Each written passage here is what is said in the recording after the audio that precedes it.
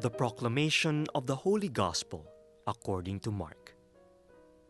When Jesus had crossed again in the boat to the other side, a large crowd gathered around him, and he stayed close to the sea.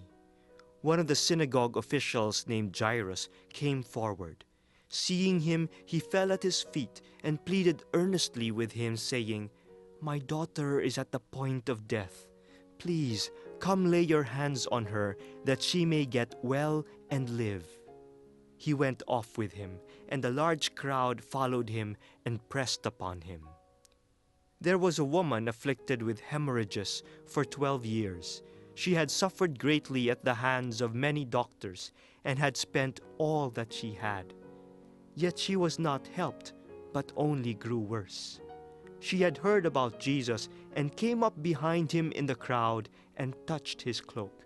She said, "If I but touch his clothes, I shall be cured." Immediately her flow of blood dried up. She felt in her body that she was healed of her affliction. Jesus, aware at once that power had gone out from him, turned around in the crowd and asked, "Who has touched my clothes?" But his disciples said to Jesus, "You see how the crowd is pressing upon you, and yet you ask, 'Who touched me?'" And he looked around to see who had done it.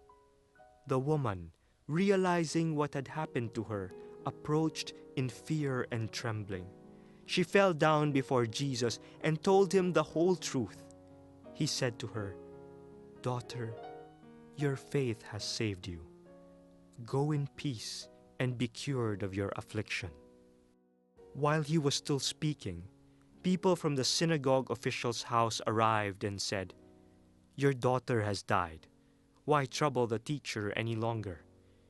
Disregarding the message that was reported, Jesus said to the synagogue official, "Do not be afraid. Just have faith."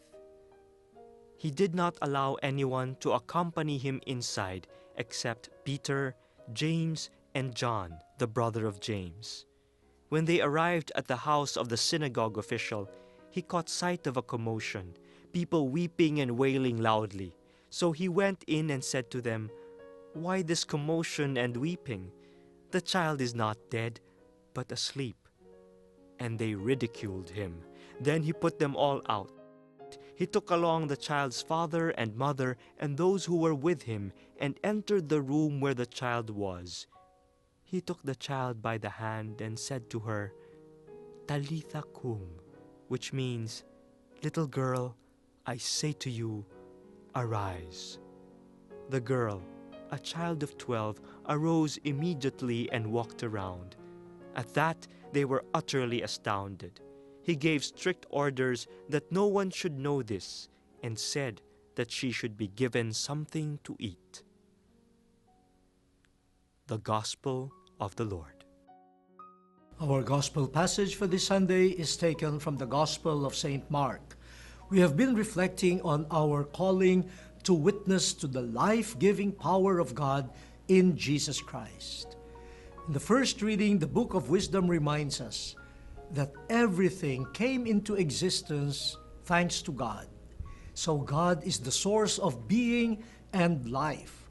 So death did not come from God. Destruction, death, came from the evil one, the enemy of God. So here, we understand life not only on the natural human level, but as a relationship with God. The one who maintains his relationship with the Creator is sustained in life. But the enemy of God offers a false vision of life. And those who are enticed to follow him, in the end, do not find life. They find destruction. So let us witness to the beauty of life found in God, in our relationship with God. That's how we truly live.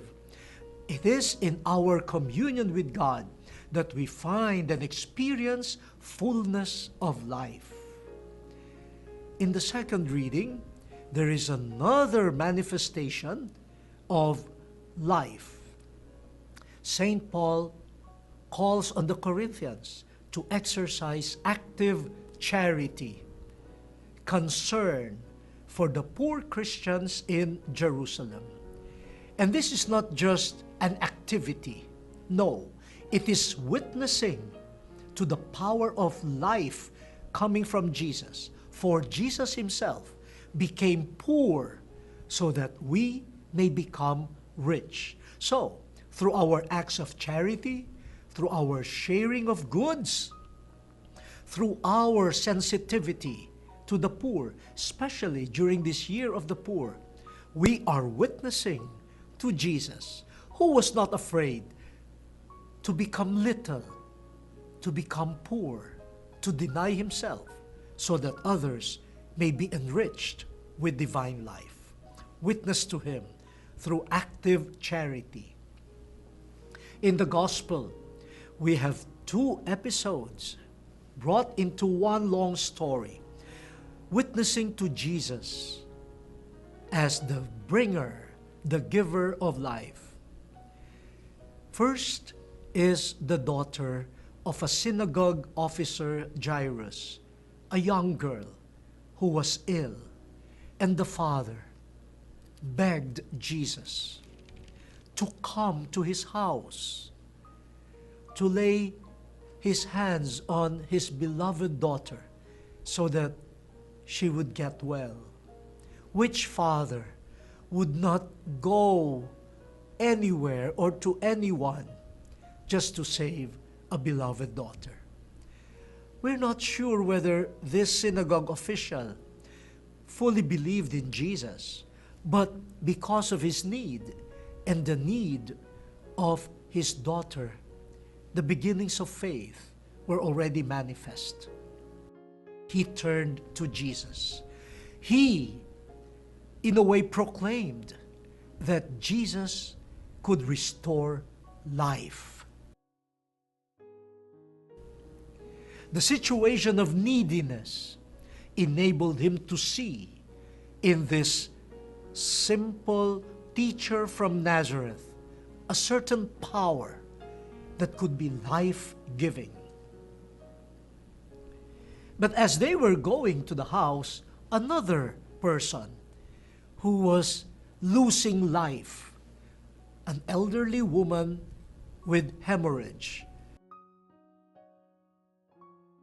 Remember, for the Jews, when there is a flow of blood, where there is loss of blood, that is loss of life. For life finds its seat in the blood. This woman had already consulted many doctors and had lost a lot of money, her fortune. But no efforts on the part of the doctors had made her well. Hearing about Jesus, she had just one wish. If she could touch the tassel of his clothing, she believed power, life-giving power, would flow to her. And she was able to do it. And Jesus sensed that. Jesus felt, and he wanted to see who this person was.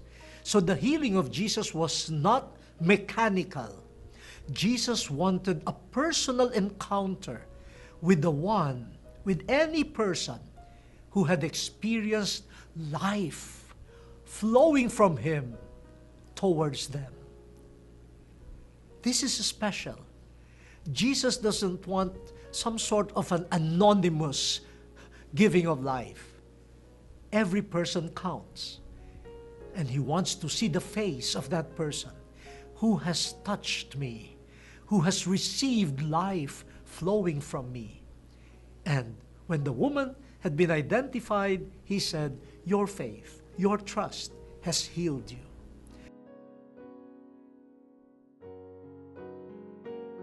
So again, like the first reading, faith, communion with God gives life. But when they had reached the place of Jairus' home, there was already a din, wailing, for the girl had died. And Jesus said, "No, she is asleep. Why are you wailing? There is no room for such a reaction." And Jesus brought his three closest disciples, Peter, James, and John, and the parents of the girl. And before this small group, Jesus, like the Creator, with a simple word, "Little girl, get up." And the girl stood up. And there was amazement. And Jesus, life-giving, said, "Give her something to eat." These two episodes, the crowds, and then this small group, the parents of the girl and the three disciples, they were witnesses to how in Jesus God is at work and how life can flow from Jesus. We only need faith. We need to receive that life. And being connected with Jesus, we should be able to go around and tell people who are wailing, who are bemoaning the signs of death, have no fear. With Jesus, there will be life. Have no fear. You are experiencing the forces of death. Have no fear. Turn to Jesus. Touch his clothing and allow his life, his love to flow into you, and you will be restored. I had the opportunity to meet a person who was very frank about his background. He said, "Your Eminence, I'm not highly educated. And I have had a rather dark past." I can imagine how dark the past had been. But he is a rather successful businessman now. But then he said, "Many people look down on me, but somehow I had the resolve to make my life meaningful." He migrated elsewhere, worked hard, went against forces of death, especially despair, with only one tool, the desire to have a better life. And there he discovered the power of faith, turning to Jesus. And he now attributes his new life, even success, not to himself, but to Jesus. So he says, "All the good deeds that I'm able to do combined will not be sufficient for me to thank the Lord."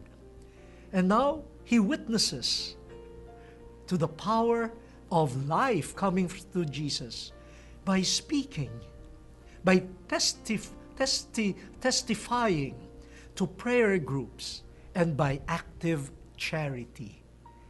He said, "I was not able to study, so I support children who want to get a decent education." Wow, the power of the life of Christ that is poured into somebody else's life. And now he is alive in God. He wants to witness to Jesus. We're all called to that mission.